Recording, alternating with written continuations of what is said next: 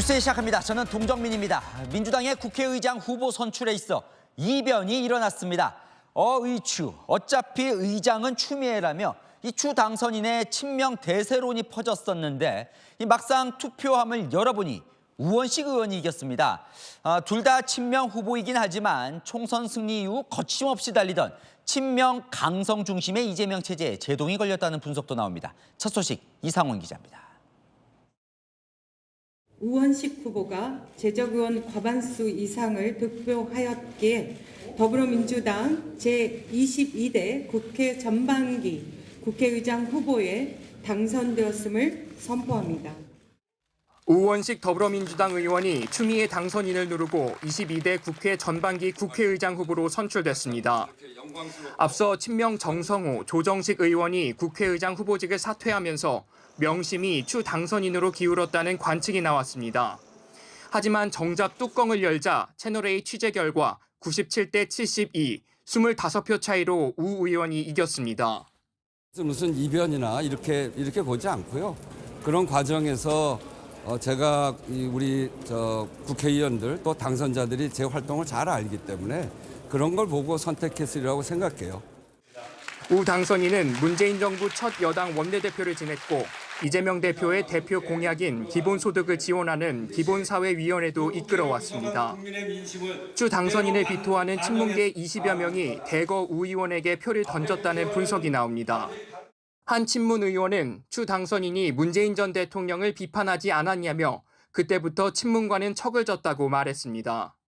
친명 인사들도 재선 이상 중진들을 중심으로 상당수가 우 의원으로 쏠렸다는 해석입니다. 한 중진 의원은 우 의원은 이재명 대표 대선 경선 때부터 함께해온 친명 인사라고 했습니다. 다른 중진 의원은 강성 친명들의 사전 교통 정리로 의장 선거가 이상한 구도로 흐른 데 대한 반감도 있는 것 같다고 했습니다. 박찬대 원내대표 단독 출마 등 무리한 명심 남발에 의원들이 제동을 걸었다는 분석도 나옵니다. 채널A 뉴스 이상원입니다. 이재명 민주당 대표는 일주일간의 휴가를 마치고 오늘 이 국회의장 선출 선거에 참석하며 복귀했습니다. 명심이라 알려진 추미애 당선인 대신 우원식 의원이 선출되자 당선자들 판단, 그게 당심이라는 말을 남겼는데요. 이변의 결과 이 대표는 어떻게 지켜봤을까요? 전민영 기자입니다. 국회의장 후보 선출 전 휴가 복귀를 알린 이재명 대표. 네, 당선자 여러분들 2주 만에 다시 뵙게 되는 것 같습니다. 제가 칭병에서 잠시 쉬었더니 칭병이 오히려 더 큰 화제가 돼서 매우 부담스럽긴 합니다. 당내 예상과 달리 우원식 의원이 당선되자 표정이 한때 굳어졌습니다. 하지만 이 대표 곧 우 의원 당선을 축하했습니다. 당선자들의 판단이기 때문에 그게 당심이라고 봐야 되지 않겠습니까? 이 대표 주변에선 예상치 못한 결과에 당황해하는 분위기도 감지됐습니다. 친명 관계자는 추 당선인에 대한 의원들의 비토와 후보 교통정리 과정에서 반감을 산 게 원인으로 보인다고 말했습니다. 이 대표는 의장 선거 후 당선된 우 의원을 당 대표실로 초대해 기계적 중립은 안 된다고 당부했습니다. 국회 운영에서도 기계적 중립이 아니라 그야말로 민심, 민의를 중심에 둔 운영을 해 주실 것으로 믿습니다. 이 대표는 민주당 초선 당선인 워크숍에도 참석했습니다. 대부분 친명으로 분류되는 초선 당선인들에게 기존과 다른 좀 더 적극적인 역할을 해달라고 주문한 걸로 알려집니다. 이 대표, 당대표 연임에 대해선 명확한 답변은 피한 채 가능성을 열어뒀습니다. 아직 임기가 약 4달 가까이 남았기 때문에 아직은 그걸 깊이 생각할 단계는 아닌 것 같습니다. 채널A 뉴스 전민영입니다. 정청래 민주당 최고위원은 국회의장 경선 이후 당원들에게 미안하다는 입장을 냈습니다. 추미애 당선인을 밀었던 강성 친명 당원들, 우원식 의원에게 투표한 당선인을 색출하자며 격한 반응도 보였습니다. 정현주 기자입니다. 추미애 당선인을 의장 후보로 공개 지지했던 정청래 더불어민주당 최고위원. 안 될 가능성은 낙타가 바늘구멍으로 들어갈 확률? 의장 후보 선출이 끝난 뒤 당원이 주인인 정당 갈 길이 멀다며 상처받은 당원과 지지자들께 미안하다는 글을 올렸습니다. 강성당원 2만 명은 추미애 당선인으로 추대해달라는 서명도 당에 제출한 바 있습니다. 강성 친명 당원들은 결과가 나온 뒤 의원의 자진 사퇴를 촉구하며 폭거라고 반발했습니다. 권력 서열 2위 국회의장을 당대표가 정하는 건 잘못이라고 쓴소리를 한 우상호 의원, 우원식 의원이 속한 당내 계파 민평령과 친문 등을 향해서도 전방위로 저격했습니다. 우 의원에게 투표한 당선인 명단을 만들자는 주장도 나왔습니다. 일종의 살생부를 만들겠다는 겁니다. 민주당 청원 게시판에는 일찌감치 국회의장 투표를 기명으로 하자는 청원이 올라와 있습니다. 이재명 대표는 우 의원 앞에서 당원 반발을 의식한 듯한 발언을 했습니다. 중립적으로 맡게 된다 할지라도 가지고 계셨던 본래의 이 지향과 가치를 결코 버리지 않을 것으로 확신합니다. 온 국민들이 또 많은 당원들이 지켜보고 있다는 사실도 생각해 주시고 우 의원은 이 대표를 중심으로 하나된 민주당이라는 사실에 결코 변함이 없다며 민심을 받들겠다는 입장을 냈습니다. 채널A 뉴스 정효주입니다. 네, 아는 기자, 민주당 출입하는 김유빈 기자 나와 있습니다. 이변이 벌어졌다는 데는 이견이 없는 것 같습니다. 자, 표 분석부터 한번 해보죠. 어떻게 갈린 거예요? 네, 저희가 취재를 해보니 친명 대 비명 이렇게 갈린 게 아니라요. 초선 대 재선 이상으로 갈렸습니다. 초선 그룹 상당수는 추미애 당선인으로 재선 이상 그룹의 상당수는 우원식 의원으로 향한 거죠. 제가 계산해보니 초선 그룹에서도 더민주 전국혁신회의나 이재명 변호인단 같은 강성 친명계, 찐명계가 약 60명이었는데요. 이들은 강성 친명 당원들 바람대로 추 당선인을 지지했다는 게 당내 분석입니다. 또 재선 이상의 중진그룹 대다수와 친문그룹 20여 명은 대부분 우원식 의원을 찍었다고 추정할 수 있습니다. 참고로 저희 취재 결과 두 사람의 25표, 큰 표차가 난 것에 대해서 당에선 상당히 부담을 느끼는 듯한데요. 한 자릿수 차이라고 대응하고 있습니다. 역시 당원들 박탈감을 우려하는 대목으로 보이고요. 자, 그렇다면요. 중진 이상 의원들은 왜 추미애 후보를 지지하지 않는 거예요? 네, 저희가 쭉 취재해보니까요. 재선 이상의 당선자들에겐 추 후보가 법무부 장관 시절 윤석열 당시 검찰총장과 맞붙었던 기억이 또렷합니다. 한 재선 의원은 당시 윤추 갈등으로 윤석열 총장 존재감만 키우지 않았느냐, 윤석열 정부 1등 공신이라는 당내 비토가 강하다고 밝히기도 했고요. 추 당선인이 그동안 벌여왔던 독단적인 행동들도 영향을 미친 것으로 보이는데요.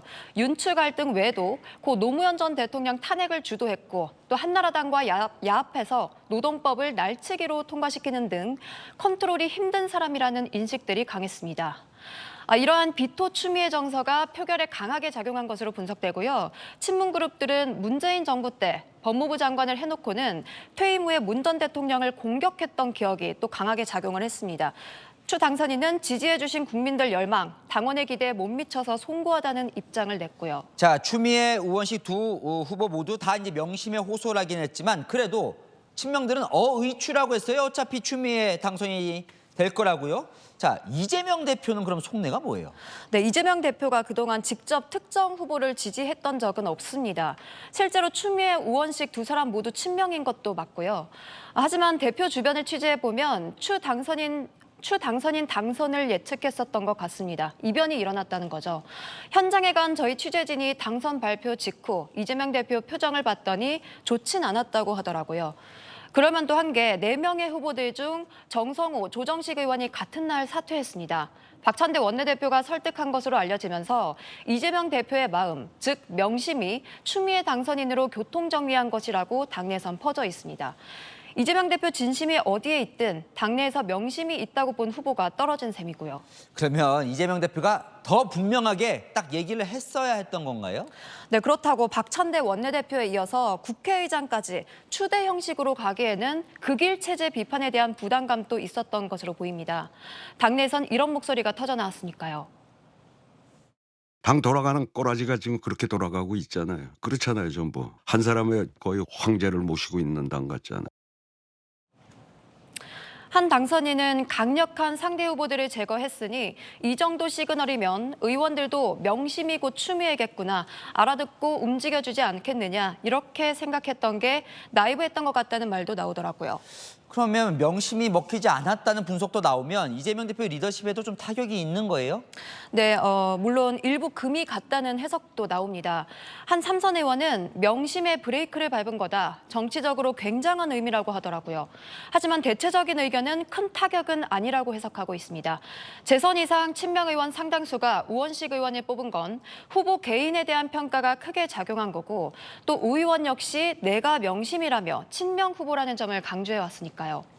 이재명 대표 연임에도 큰 영향을 미치진 않을 거라는 전망이 나옵니다. 네, 잘 들었습니다. 아는 기자 김유빈 기자였습니다. 한동훈 전 국민의힘 비대위원장이 움직이기 시작한 것 같습니다. 한 전 위원장과 이야기를 나눴다는 친한계들이 많아지고 있습니다. 이 보수가 수도권 중심으로 재건해야 한다는 이야기도 나눴다는데요. 전당대회 등판 가능성이 연일 높아지고 있습니다. 최수연 기자입니다.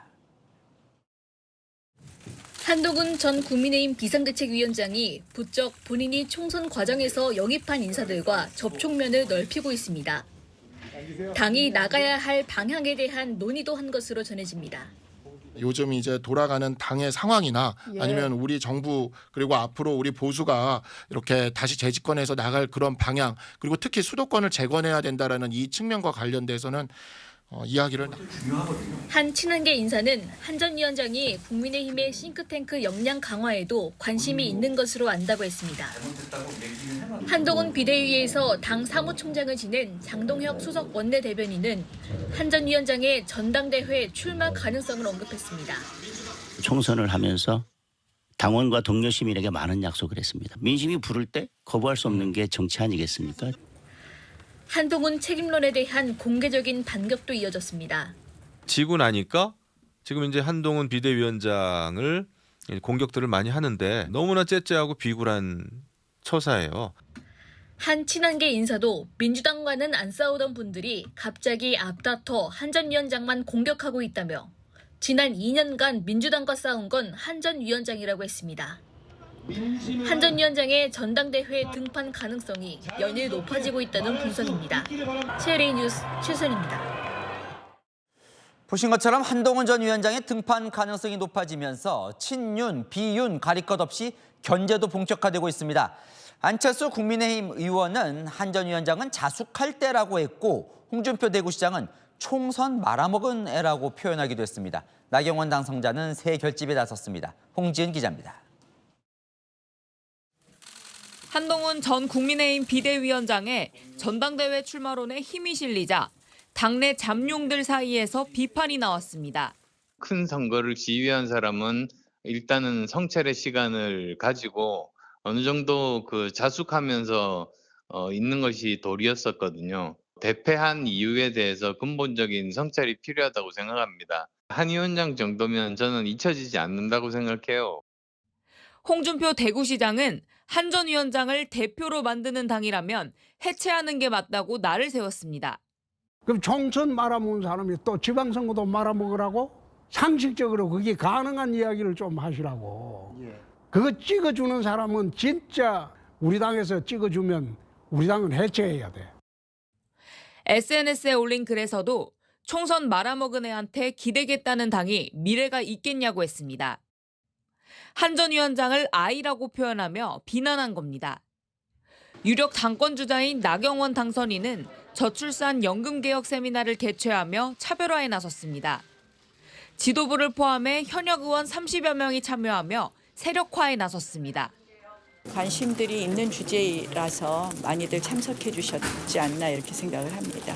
우리 당이 앞으로 미래를 어떻게 준비를 해야 되느냐에 대한 고민이 많이 있습니다. 한 전 위원장 등판과 관련해서는 당원이 선택할 일이라며 말을 아꼈습니다. 채널A 뉴스 홍지은입니다.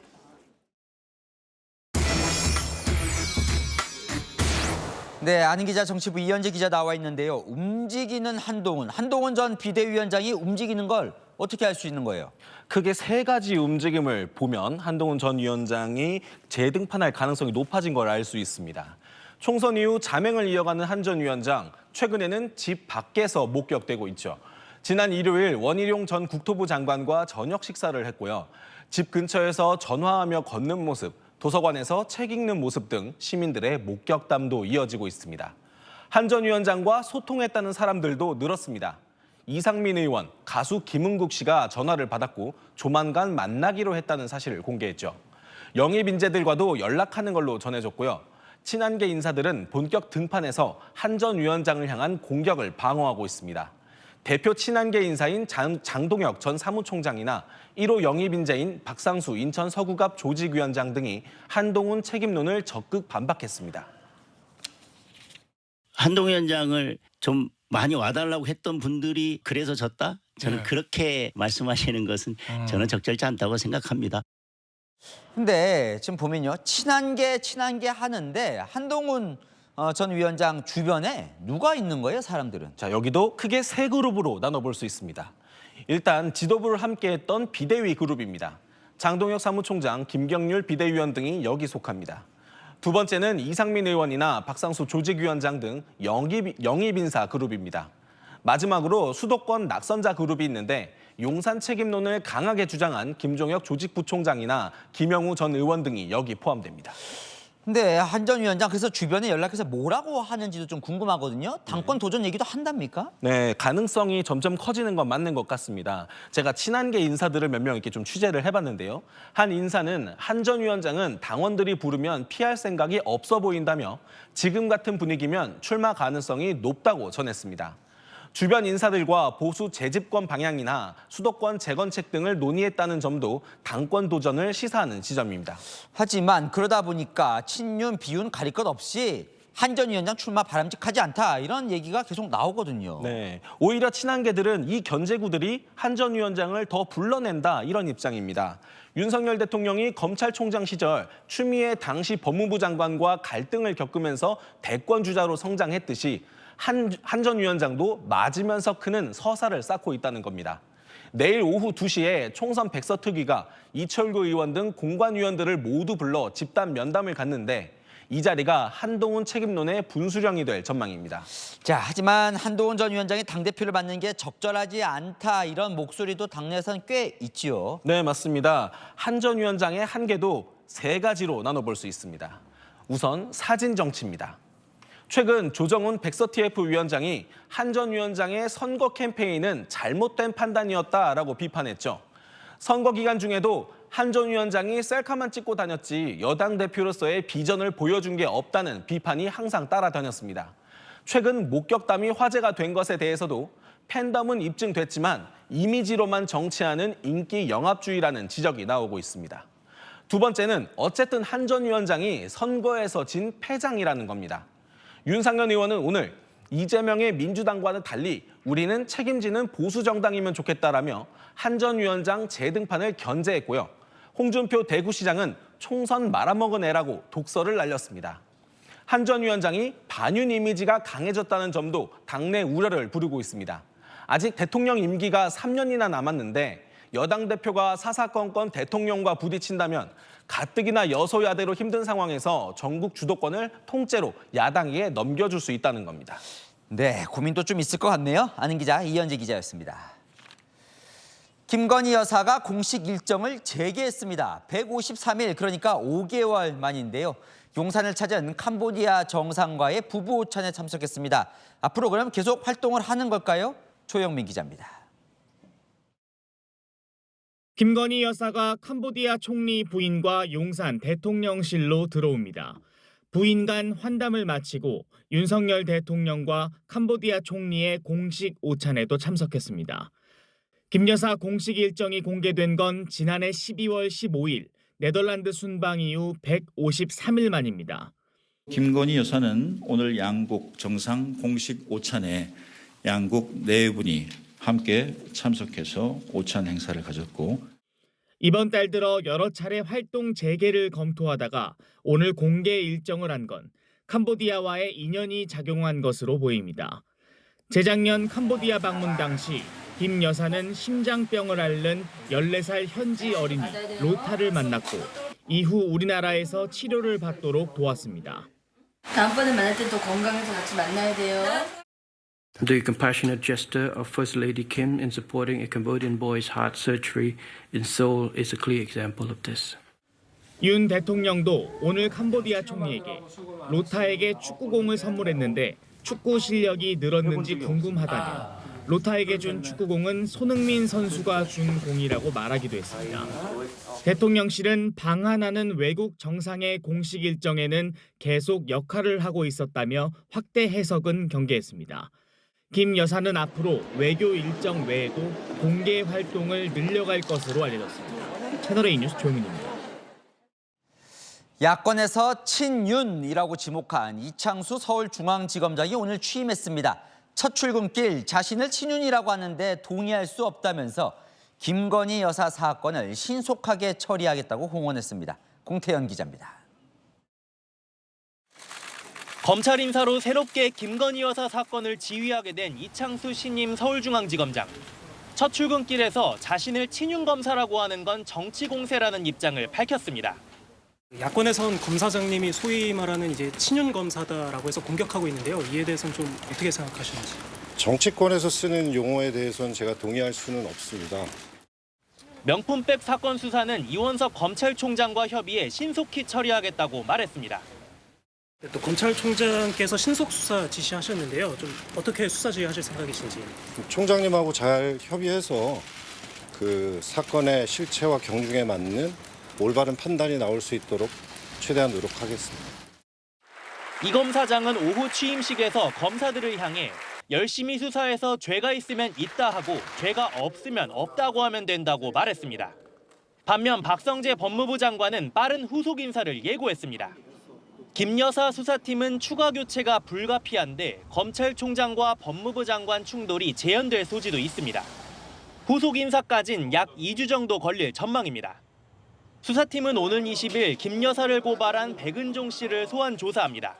채널A 뉴스 공태현입니다. 네, 윤수민 기자와 여랑야랑 시작합니다. 첫 번째 주제 보겠습니다. 자, 이재명 대표와 조정식, 정성호 의원 보이는데요. 무슨 기류일까요? 네, 미묘한 기류입니다.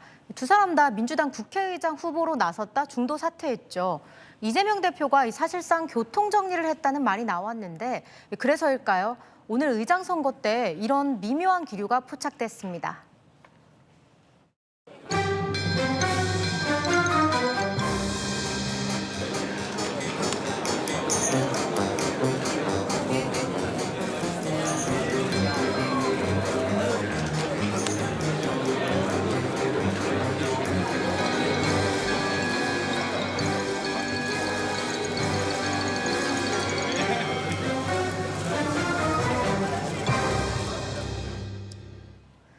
친명계 좌장인 정성호 의원 역시 오늘 의장 선거가 시작된 후에야 모습을 드러냈습니다. 네, 우연일까요? 의도된 걸까요? 못 보고 지나쳤을 수도 있죠. 네, 근데 오늘은 이 대표가 입원 치료와 휴가를 마치고 복귀한 첫날이잖아요. 웬만하면 이 대표와 인사 나누려고 기다렸었겠죠. 지난 3일 원내대표 선거 때도 이렇게 이 대표가 악수를 하며 내려오고 있고 조 의원은 이 대표가 올 때까지 기다리죠. 네, 웃으면서 악수도 하긴 하네요. 네, 마찬가지로 이때 정성호 의원도 기다리다 악수를 했는데요. 의장 도전이 멈추긴 했지만 두 의원의 속내 복잡했던 게 아닌가 싶네요. 네, 출마 접은 사람이 한 명 더 있잖아요. 네, 박지원 당선인인데요. 이 대표를 만난 후에 출마를 접었다고 하더라고요. 이재명 대표하고 점심을 하면서 1시간 반 동안 얘기를 나눴어요. 이재명 대표가 박지원 당신은 나가지 마라, 나가라 이런 말씀은 하지 않았지만은 그 대화의 흐름을 보면 알 수 있잖아요. 네, 그러면서 지나친 명심 경쟁은 반성이 필요하다 지적했습니다. 네, 본인들이 말은 안 하니까 진심은 알 수 없죠. 네, 다음 주제 보겠습니다.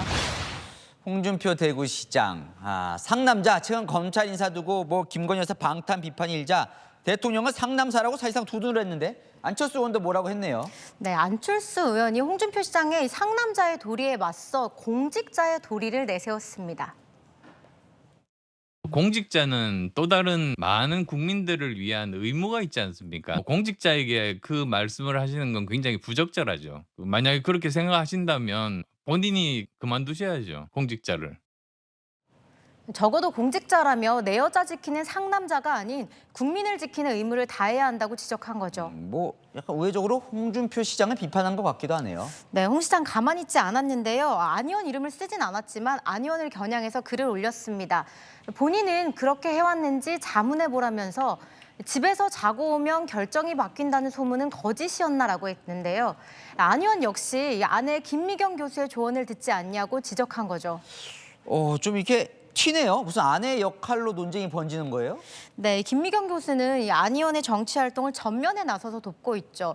그러다 보니 과거 대선 때 정치 라이벌들이 안 후보를 향해 아내가 상황제라고 비판하기도 했었고요. 그때 안철수 의원의 답은 이랬습니다. 전혀 정치적인 이야기들을 집에서 하지 않습니다. 나 혼자 괴롭더라도 고민하고 해결해야지 가족에게 알리는 것은 아니다 싶었습니다. 공과 사 구별, 대통령이 되셨을 때 대통령 직무를 수행하고 아까 말한 그 모든 것을 해야 되는데 제가 지장은 최소한 안 돼야 된다고 생각해요. 네, 주제 하나 더 보겠습니다. 윤석열 대통령 조국 대표 악수하는 모습인데 어제였죠. 그런데 과장된 억지 미소는 뭡니까? 네, 어제 윤 대통령이 웃으면서 악수를 건넸죠. 이 미소를 두고 조국 대표 이렇게 평가했습니다. 저한테 와서 반갑습니다 하고 손을 내밀어서 저는 눈을 정면으로 쳐다봤습니다. 그리고 저는 말을 하지 않았고 아주 과장된 억지 미소라는 생각이 들었습니다. 제가 어제 대통령이 미소 짓는 거 봤는데 저 장면인가 보네요. 네, 사진 속 윤 대통령 눈썹을 한층 치켜 올리고 미소를 짓고 있죠. 그러니까 과장된 미소라는 거예요, 저게. 네, 지난해 윤 대통령 이재명 대표와 만날 때도 이 표정이 포착된 적이 있거든요. 그때도 눈썹을 치켜 올리고 이렇게 미소를 지었죠. 반대로 최근 여당 인사들과 악수하는 모습을 보면 윤 대통령 비교적 편한 표정입니다. 대통령실 관계자는 조국 대표의 해석은 과장됐다고 반박했는데요. 대화 없이 악수만 나눴다 보니 느끼는 감정도 제각각인가 봅니다. 네, 지금까지 여랑야랑이었습니다. 네, 가수 김호중 씨 사건 속보로 이어갑니다. 김 씨가 사고 당일 유흥주점에서 나오는 모습을 채널A가 포착했습니다. 잠시 휘청하더니 대리기사가 운전하는 차량에 조수석에 탔는데요. 50분 뒤 또 다른 술집으로 직접 운전해서 가다가 사고를 낸 걸로 파악됐습니다. 최재현 기자의 단독 보도입니다. 서울 강남의 한 유흥주점 앞. 남성 여럿이 가게 밖을 나섭니다. 그 가운데 밝은 머리색에 특이한 무늬의 상의를 입은 남성이 느긋하게 걸어 나옵니다. 남성은 잠시 휘청이더니 대리기사가 대기하고 있는 검은색 승용차 조수석에 올라탑니다. 그리고 일행들의 배웅을 받으며 가게를 떠납니다. 가수 김호중 씨 명의 고급 승용차로 지난 9일 유흥주점 대리기사가 김 씨를 집까지 태워다 주는 모습입니다. 그런데 50분 뒤 김 씨는 집에서 흰색 SUV를 직접 몰고 다시 어디로 가다 뺑소니 사고를 냈습니다. 맞은편 차선에 택시를 들이받고 그대로 달아난 겁니다. 채널A 취재 결과 사고 당시 김 씨가 향하던 곳은 또 다른 술집이었던 것으로 확인됐습니다. 소속사 측은 개인 일정으로 김 씨가 지인들을 만나기 위해 다시 차를 끌고 나왔다고 설명했습니다. 김 씨가 앞서 유흥주점에 들른 이유에 대해서도 소속사 대표의 지인들에게 인사하기 위해 방문했다며 콘서트를 앞두고 있어 컨디션 관리를 위해 술은 절대 마시지 않았다고 설명했습니다. 그러면서 김 씨는 유흥주점에서 음료수만 마셨다고 주장했습니다. 경찰은 당시 유흥주점에 동석한 사람들과 주점 관계자 등을 상대로 김 씨의 음주 여부에 대한 수사를 이어가고 있습니다. 채널A 뉴스 최재원입니다. 김호중 씨의 사고 이후 모습도 채널A가 포착했습니다. 사고 현장에서 200m 정도 떨어진 곳에서 누군가와 통화를 하는데요. 경찰은 김 씨가 소속사와 운전자 바꿔치기를 논의했는지 집중 수사 중입니다. 김세인 기자의 단독 보도 보시고 아는 기자에서 자세히 알아보겠습니다. 골목길을 빠른 속도로 지나가는 흰색 SUV 차량. 어딘가에 차가 멈춰서고 한 남성이 휴대전화를 붙들고 걸어옵니다. 한 손을 주머니에 넣은 뒤 계속 전화 통화를 하며 이리저리 서성입니다. 밝은 머리색의 특이한 무늬의 상의를 입은 남성은 가수 김호중 씨입니다. 뺑소니 사고를 낸 지 불과 5분 정도 지난 시각. 사고 지점에서부터 200m 정도 떨어진 곳에서 포착된 모습입니다. 김 씨의 소속사는 사고 당시 김 씨에게 심각한 공황 상태가 와 사고 처리를 제대로 하지 못했다고 해명했습니다. 김 씨가 사고 직후 경찰이 아닌 누군가와 통화를 했고 이후 현장에 온 매니저가 김 씨의 옷을 바꿔 입고 운전자인 척 자수를 했습니다. 소속사 측은 또 다른 매니저가 김 씨 차량에 있던 블랙박스 메모리 카드를 제거했고 이후 김 씨는 또 다른 매니저와 함께 자신의 집이 아닌 경기도 구리의 모텔로 향했습니다. 김 씨 측 관계자는 채널A에 소속사 대표가 사건 직후 매니저에게 조용한 곳으로 이동하라고 지시했다고 밝혔습니다. 소속사 대표는 매니저에게 허위 자수를 시키고 메모리 카드를 없애게 한 것은 모두 자신의 지시였다고 밝혔습니다. 경찰은 이들이 조직적으로 범행을 은폐하려 한 것인지도 조사하고 있습니다. 채널A 뉴스 김세인입니다.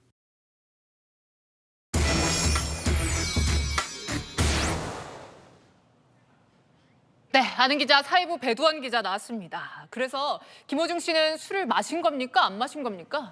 네, 김 씨가 사고 직전 강남의 한 유흥주점에 갔다는 사실, 당시 CCTV 영상까지 전해드렸는데요.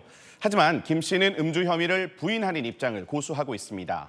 함께 술자리에 있었던 소속사 대표는 만취 상태였지만 이 김 씨는 유흥주점엔 갔지만 술은 마시지 않았다. 심지어 술잔을 입에 갖다 대긴 했지만 마시지 않았다고 진술하는 것으로 전해졌습니다. 경찰은 김 씨의 음주 정황을 수사하고 있지만 동석자가 소속사 관계자이다 보니 이 행적 조사가 쉽지는 않은 상황으로 보입니다. 그런데 술을 안 마셨다면 왜 도망간 거죠? 네, 맞습니다. 일단 김 씨 소속사는 김 씨가 공황장애 때문에 잘못된 판단을 했다 이렇게 밝히고 있습니다. 공황장애라는 증상은 주관적이고 사람마다 다르지만 저희가 확보한 사고 직후 CCTV를 보면 일상적인 모습으로 전화 통화하는 듯이 보입니다. 그리고 이 통화 이후에 매니저들의 범인 도피, 또 증거 인멸 행위들이 이루어졌는데요. 소속사의 해명도 이런 정황이 드러날 때마다 하나씩 달라지고 있습니다. 지난 14일 내놓은 첫 입장문에선 매니저가 본인 판단 하에 자수를 한 것처럼 말을 했지만 오늘은 소속사 대표가 대신 처리해달라고 부탁했다고 밝혔습니다. 또 매니저에게 김 씨의 옷을 뺏어서 바꿔 입고 가라고 지시했다 이렇게 밝히기도 했습니다. 네, 김호중 씨에 대해서 조금 전 압수수색이 진행 중인데요. 또 하나 더 짚어볼 부분이 블랙박스 메모리 카드, 이 부분에 대해서도 말이 바뀌었잖아요. 네, 그렇습니다. 김 씨의 사고 차량 블랙박스에 메모리 카드가 빠져 있었다는 사실 저희 채널A 단독 보도로 전해드렸었는데요. 이에 대해 김 씨는 블랙박스 메모리 카드가 원래 없었다고 진술했었죠. 이후 소속사 측은 매니저가 알아서 없앴다, 대표가 시켰다고 말을 계속 바꾸고 있습니다. 경찰은 김 씨와 매니저, 이 소속사 대표 등의 통화 내용 녹취를 확보한 걸로 알려졌는데요. 이를 통해서 이들이 김호중 씨를 도피시키고 증거를 인멸하는 범죄를 은폐하려는 행위를 조직적으로 했는지 들여다보고 있습니다. 그리고요, 비슷한 경우에 음주운전으로 유죄가 나오기는 쉽지 않다던데요. 어떻습니까? 네, 지난 2016년 교통사고 뒤에 20시간 만에 경찰에 출석했던 개그맨 이창명 씨 기억하실 텐데요. 대법원에서 음주운전 무죄 선고받았고요. 2021년 경찰의 음주 측정을 거부했던 래퍼 노엘 씨는 운전하기 전에 술을 마시는 CCTV 영상까지 경찰이 확보했지만 음주운전 혐의를 적용하지 못했습니다. 이 단순한 술 마시는 영상이나 주문 내용만 갖고는 실제 음주운전이라고 단정하기가 어렵기 때문입니다. 이번 김호중 씨 사건도 실제 음주운전 혐의가 적용될지는 미지수입니다. 참 방송계, 광고계도 고민이 깊을 것 같습니다. 네, 그렇습니다. 김 씨는 일단 예정된 공연은 강행하겠다 이런 입장이지만요. 23일 예정된 공연의 주관사인 KBS는 공연자를 대체하라고 공연기획사에 요구한 걸로 알려졌습니다. 또 일부 방송사 예능 프로그램은 김 씨 분량을 편집하는 등 대응에 나섰고요. 통상 또 광고 계약엔 연예인이 사회적 물의를 일으킬 경우에 광고주 피해에 대한 위약금 조항을 넣지 않습니까? 만약 김 씨의 음주운전 혐의가 드러난다면 상당한 경제적 손실로 이어질 가능성이 충분합니다. 네, 잘 들었습니다. 지금까지 아는 기자 배두원 기자였습니다. 네, 정부의 의대 증원 정책을 막아달라면서 의료계가 낸 집행정지 신청을 법원이 받아들이지 않았습니다. 27년 만에 의대 증원이 사실상 확정인 셈인데요. 내년 의대 정원은 최소 4,547명이 될 전망입니다. 정성원 기자 보도 먼저 보시고 아는 기자로 돌아오겠습니다. 서울고등법원 항고심 재판부는 의대 교수, 전공의, 의대 준비생들은 행정소송 신청 자격이 없다며 각하했습니다.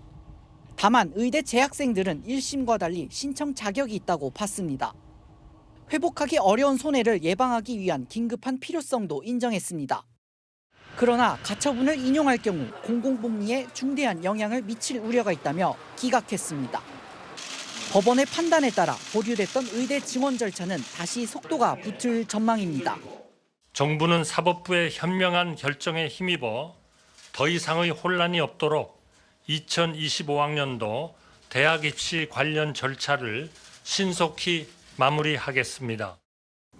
국립대 의대들이 배정된 증원 인원을 50% 안팎 줄이면서 내년에는 최소 1,489명이 늘어난 4,547명의 의대생을 모집합니다.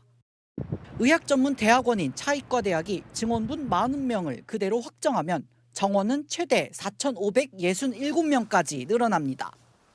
27년 만에 의대 정원이 늘어나는 겁니다. 한국대학교육협의회는 미뤄왔던 대입 전형 심의를 이르면 다음 주 마무리하고 이달 말 신입생 모집을 확정 공고합니다. 이에 맞춰 7월 초 재외국민 전형, 9월 초 수시 전형 접수도 진행될 예정입니다. 가처분을 신청했던 전국의대교수협의회 등은 대법원에 제항고할 방침입니다. 일주일 휴진을 검토하는 등 의사단체들의 반발도 거세질 전망입니다. 전공의 대표단체인 대한전공의협의회와 대한의사협회도 아직까지 공식 입장은 내놓지 않고 있습니다. 이번 법원의 결정으로 사실상 의대 증원을 되돌릴 수 없게 되면서 의정 갈등은 새로운 분기점을 맞게 됐습니다. 채널A 뉴스 정성원입니다.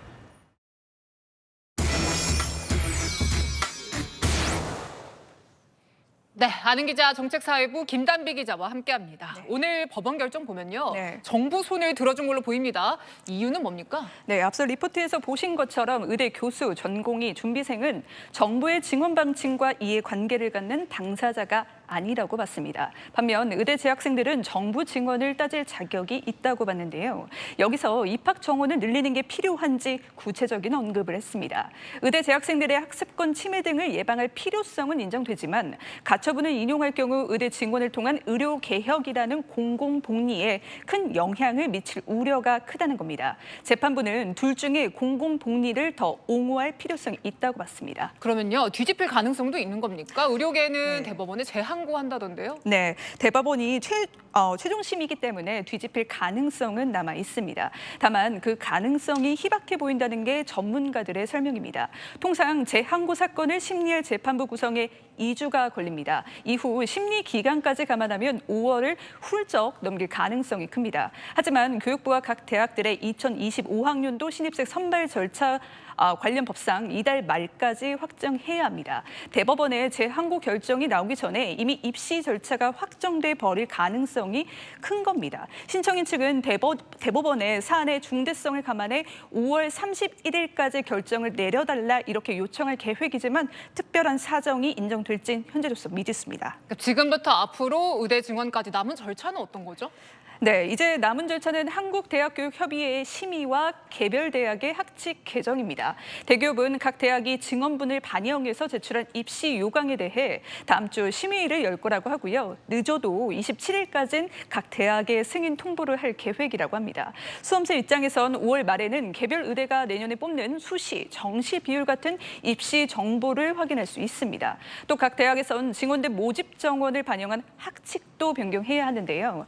의대 정원이 증원된 32개 대학 중 20곳이 학칙 개정을 항고심 결정 이후로 미뤄왔습니다. 오늘 항고심 결정이 나온 만큼 학칙 개정에 착수할 것으로 보이고요.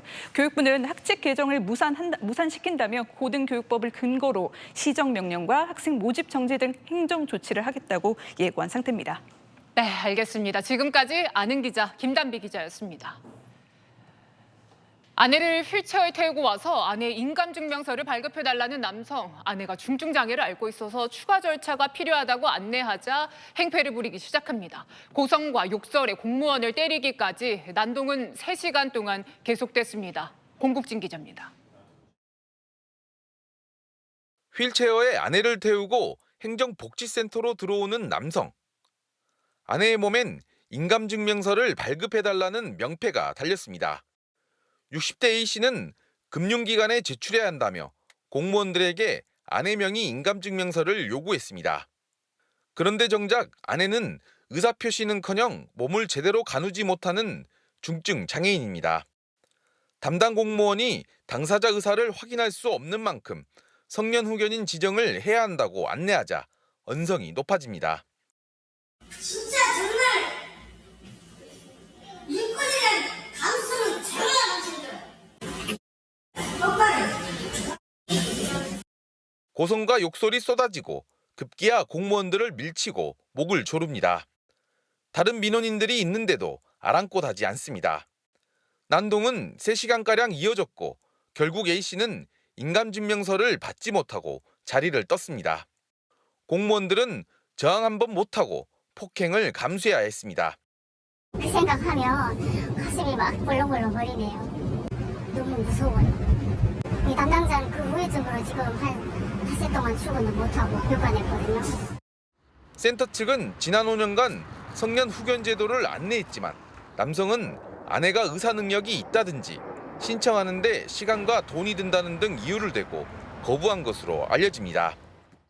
적법한 절차를 내가 귀찮다고 아니면 하기 싫다라고 해서 이렇게 무작정 내 걸 빨리 떼어달라라고 주장하시는데 이러시면 어떤 설득도 사실 효과가 없습니다. 폭행당한 공무원 2명은 경찰에 해당 민원인을 고소했습니다. 경찰은 A씨를 공무집행 방해 등 혐의로 입건하고 검찰에 넘겼습니다. 채널A 뉴스 공국진입니다. 화물차가 컨테이너 2개를 무리하게 싣고 고속도로를 달립니다. 고정장치가 느슨해져서 6m 길이의 컨테이너가 떨어질락 말락 위태로운 상태였습니다. 신선미 기자입니다. 고속도로를 달리는 25톤 화물차. 적재함에 컨테이너를 싣고 있습니다. 경찰 순찰차가 접근해보니 에어컨 실외기가 달린 컨테이너가 차량 움직임에 따라 들썩거립니다. 당장이라도 적재함 밖으로 떨어질 듯 위태롭습니다. 경찰이 화물차를 세워 확인해봤습니다. 40대 화물차 운전자는 적재함을 연 상태로 6m 길이 컨테이너 2개를 싣고 달렸습니다. 고정장치가 느슨해져 컨테이너는 떨어지기 직전이었고 버팀목과 철제 공구 등은 적재함에 방치된 상태였습니다. 경찰은 화물자동차 운수사업법 위반 혐의로 운전자를 입건했습니다. 공사장 같은 데 보면은 그 이제 공사장 사무실이죠. 그런 데 아마 쓰는 그런 거예요. 저희가 이제 지자체에 요거를 이제 청구를 해서 이제 과태료 부과가 될 거예요. 지난달에도 적재함보다 훨씬 긴 비닐하우스 자재를 가득 싣고 달리던 1톤 화물차가 적발된 바 있습니다. 빠른 속도로 달리는 고속도로 특성상 제대로 결박 안 한 화물이 떨어지면 대형 사고로 이어집니다. 하지만 일부 운전자들의 안전 불감증이 여전한 탓에 화물차들의 위험천만한 질주는 근절되지 않고 있습니다. 채널A 뉴스 신선미입니다. 5번째 집권을 시작하자마자 푸틴 러시아 대통령이 중국을 찾았습니다. 두 정상 회담을 가졌는데요. 미국 보라는 듯이 손을 맞잡고 밀착을 과시했습니다. 베이징 이윤상 특파원이 보도합니다. 푸틴 대통령이 탄 전용기가 착륙하자 오토바이 수십 대가 줄을 맞춰 의전을 합니다. 중국 여성 정치인 중 최고 서열인 천이친 국무위원이 푸틴 대통령을 맞이합니다. 5번째 집권, 발족 9일 만에 첫 방문지로 중국을 찾은 겁니다. 중국 매체는 새벽 4시에 이를 생중계했습니다. 16号到17号，普京总统将对中国进行为期2天的国事访问。 몇 시간 뒤 시진핑 중국 국가주석이 아우루스에서 내린 푸틴 대통령을 반갑게 맞이했습니다. 예포가 발사된 뒤 두 정상은 나란히 군 의장대를 사열했습니다. 이어 시작된 정상회담에서 시 주석은 푸틴 대통령을 친구라 부르며 친근함을 강조했습니다. 尊敬的普京总统，我的老朋友，欢迎你带着代表团来华进行国事访问。 이에 푸틴 대통령은 미국에게 폭탄 관세를 맞게 된 중국을 의식한 듯 양국의 경제 연대를 강조했습니다. В 2023 году двусторонний товарооборот увеличился почти на четверть и достиг хороших показателей – 227 миллиардов долларов. Китай является нашим главным партнером. 주요 외신들은 우크라이나와 전쟁을 벌이는 러시아는 중국으로부터 군사적 도움을 원하고 중국은 러시아의 도움을 받아 미국의 견제를 상쇄시키려는 의도가 있다며 이번 회담이 양국 관계의 시험대가 될 것으로 보고 있습니다. 푸틴 대통령은 이번 방중 기간 중 미국의 제재 대상인 하얼빈 공업대학교를 방문하며 중국과의 밀착을 과시할 예정입니다. 베이징에서 채널A 뉴스 이윤상입니다. 유럽에서 울려 퍼진 총성. 총구가 노린 건 슬로바키아 총리였습니다. 21년 만에 벌어진 정상 암살 시도에 유럽 전체가 발칵 뒤집혔습니다. 배정현 기자입니다. 슬로바키아 중부 도시 한들로바. 로베르트 피초 슬로바키아 총리가 지지자들에게 다가갑니다. 악수를 나누던 그 순간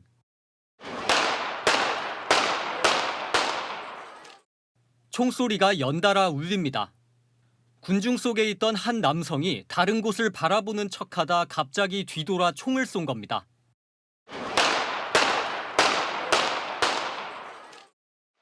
다섯 발을 다 쏘기까지 불과 3초밖에 걸리지 않았습니다.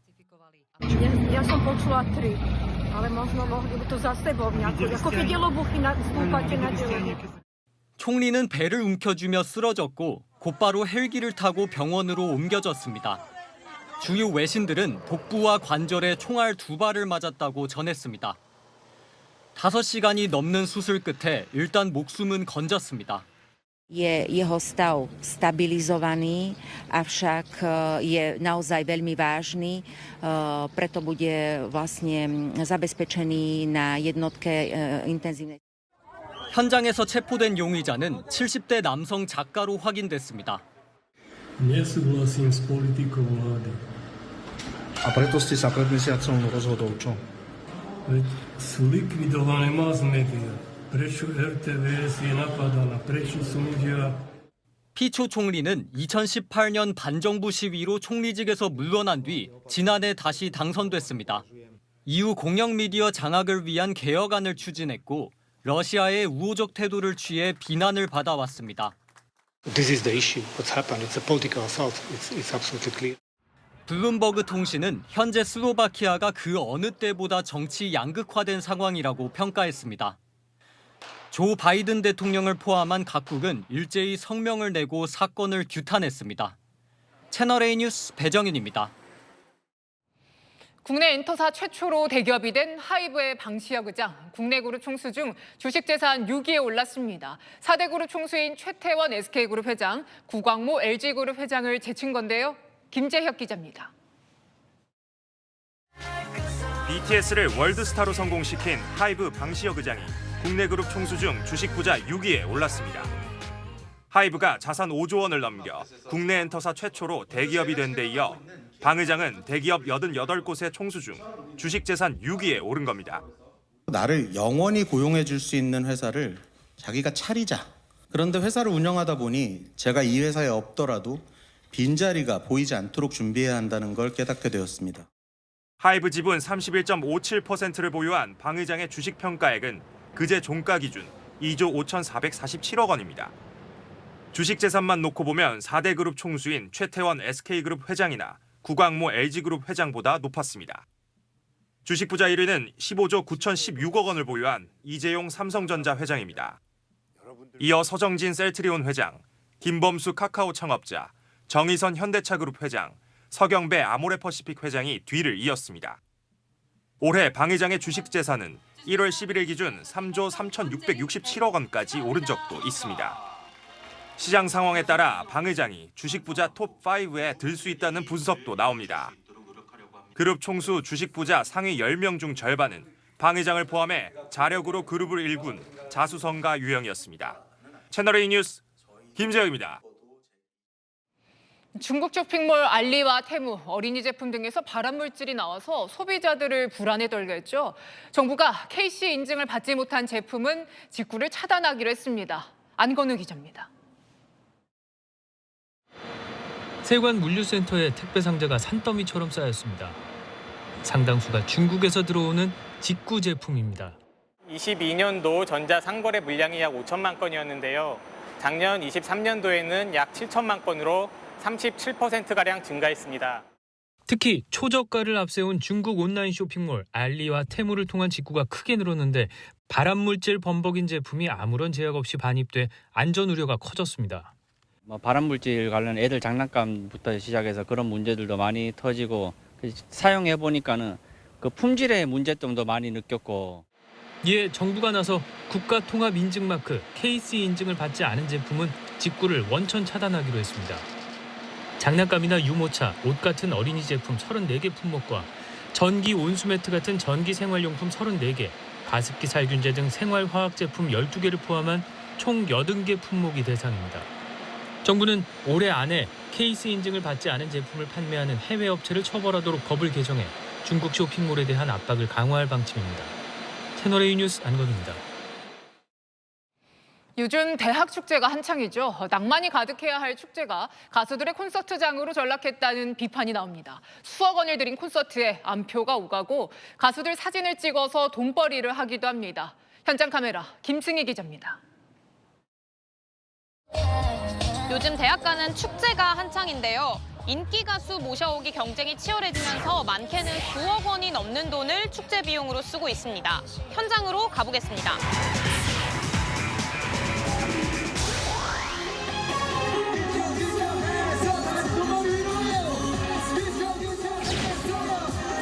오후 7시 유명 가수들의 공연이 열리는 운동장엔 낮부터 인파가 몰렸습니다.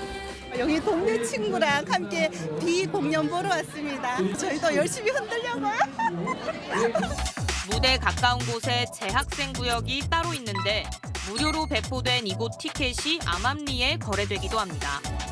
한 장에 얼마예요? 학생증은 필요 없어요. 이게 학생증을 인증하고 가는 거라서. 커뮤니티 같은 데 가면은 이제 파는 사람이 진짜 많고 이제 애기들, 그러니까 고등학생들도 사려고 많이 하고. 또 다른 대학 축제. 공연장 한쪽에 대형 망원 렌즈가 달린 일명 대포 카메라 존이 따로 생겼습니다. 유명 가수들의 공연까지 1시간 정도 남았는데요. 공연장 뒤편에는 이미 대포 카메라 수십 대가 질비해 있습니다. 팬들에게 돈을 받고 대리 촬영차 오거나 공연 사진을 팔려는 사람도 상당수입니다. 아이브를 찍으러 왔어요. 나그냥 오면 강원역 다른 멤버는 3만 원. 이 대학 축제에 초대된 가수들의 공연이 끝나자마자 SNS엔 사진을 판다는 글들이 잇따랐습니다. 우리 돈 내용 보는데 저 사람 멤버들이 왜 들어오고 싶어서 개인적으로 보관할 거면 상관없는데 그걸 상업비에서 판다는 것 자체가 저는 문제라고 생각을 하거든요. 어느 대학 축제에 누가 초대돼 오느냐에 따라 대학 평판까지 들썩이는 시대. 인기 가수 유치 경쟁이 뜨거워지면서 축제 비용도 천정부지로 치솟습니다.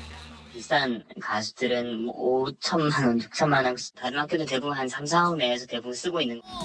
유명 가수 한 팀당 출연료는 보통 3천만 원 선. 세 팀만 불러도 9천만 원인데 무대, 음향, 조명 등 부대 비용까지 합하면 수억 원 넘는 돈을 가수 공연에 쓰는 겁니다. 네, 지금 친구들한테 다 물어봤거든요. 얘는 연예인 볼 거냐 아니면 그냥 작은 10만 원 줄 거냐 이렇게 물어봤는데 다 그냥 후자를 이렇게 하더라고요. 인기 가수 공연장으로 변한 대학 축제.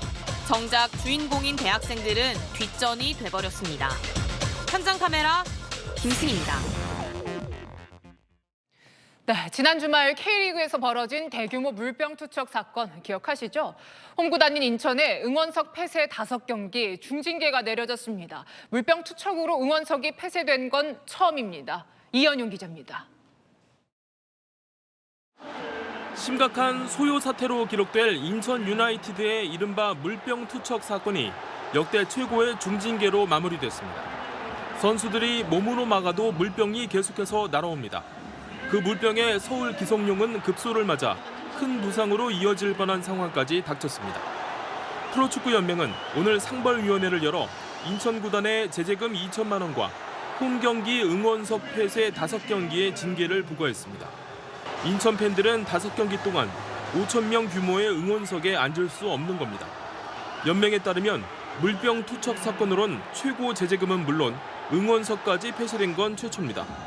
상벌위는 홈팀은 안전에 대한 책임 의무가 있다며 특히 이번 건은 과거와 달리 수십 명이 가담해 집단적으로 투척해 사안이 심각하다며 중징계를 내린 이유를 설명했습니다. 과거 물병 투척 사례들을 보면 소수의 인원이 가담하면서 수백만 원에서 많게는 1,000만 원의 제재금만 내려졌습니다.